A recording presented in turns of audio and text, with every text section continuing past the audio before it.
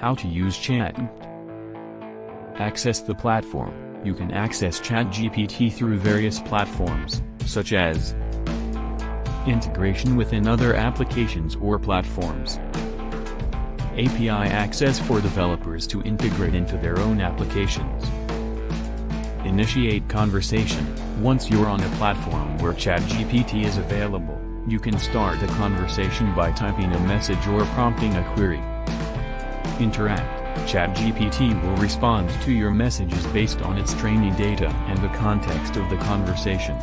You can ask questions, seek advice, have discussions, or even engage in role-playing scenarios. Provide feedback. Optional.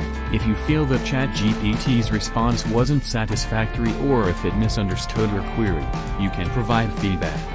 This helps improve the model's performance over time. Continue conversation. You can continue the conversation as long as you want. ChatGPT will try to maintain context and coherence in its responses. Explore features, if available.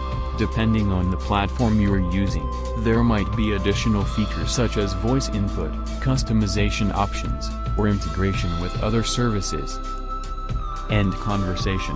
When you're done with the conversation, you can simply stop interacting with ChatGPT or close the application/platform. Thank you for watching.